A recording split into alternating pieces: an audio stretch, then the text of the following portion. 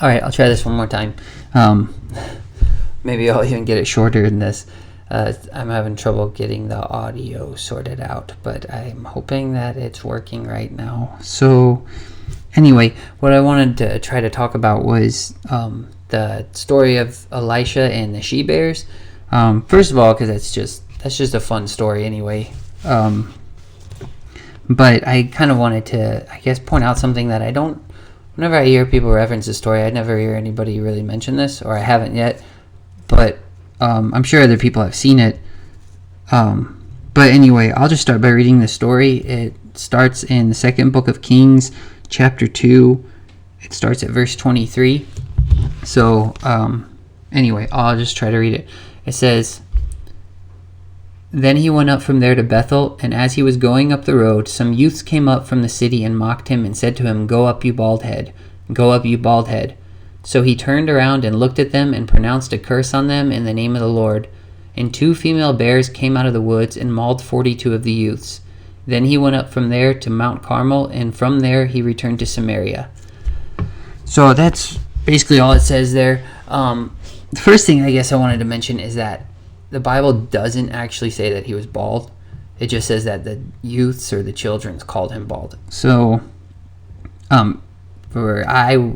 personally, I would believe that he had long hair, because I guess you'll see that. I'll get into that in a minute. I wanted to kind of link these two things together, where I feel like it would make the story makes a lot more sense.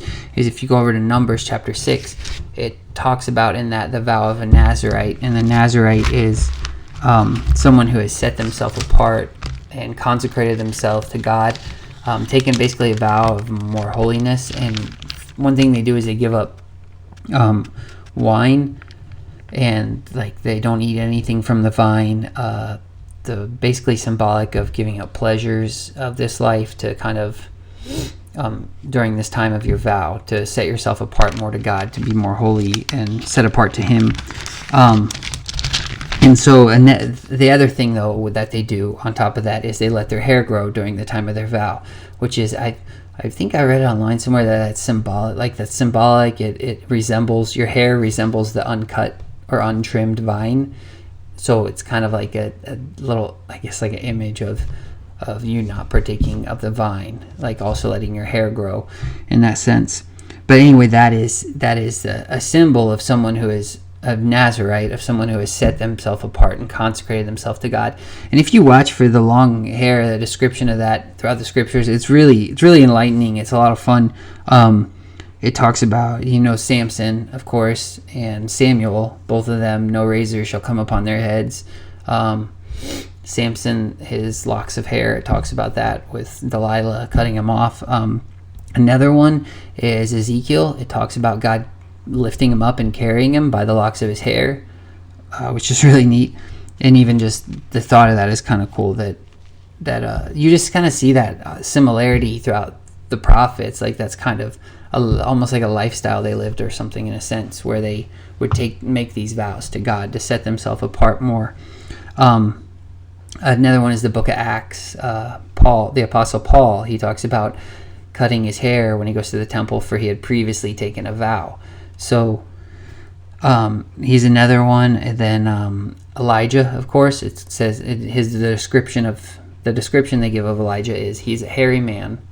So and whenever these children are mocking Elisha, it's shortly after Elijah is taken up into heaven, and it says that the spirit of Elijah rests upon Elisha.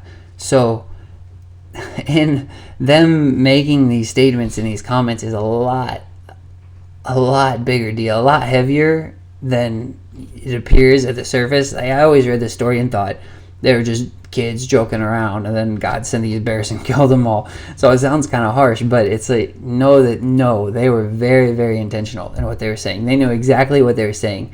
Basically kind of going at him and saying, who are you? You're no prophet. You're just a nobody, basically. And not even so much Elisha, but they're saying that about the spirit of Elijah on him. Like, they're basically saying that about the spirit of grace, the spirit of God. Like, they're kind of more insulting the spirit of God than even Elisha.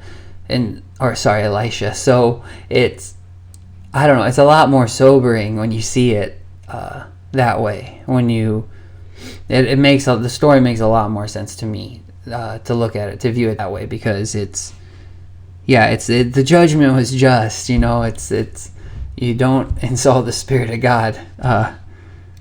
It's very sobering. Anyway, I guess I just wanted to point that out, because I don't know that I've heard many people connect those two. But whenever I saw that, the story just kind of made a lot more sense. And it feels like sometimes we read that and almost kind of paints God in this hateful aspect and in a bad light, but I don't know, it's not that at all. So anyway, I guess that's all I was going to say. Hopefully this works. Goodbye.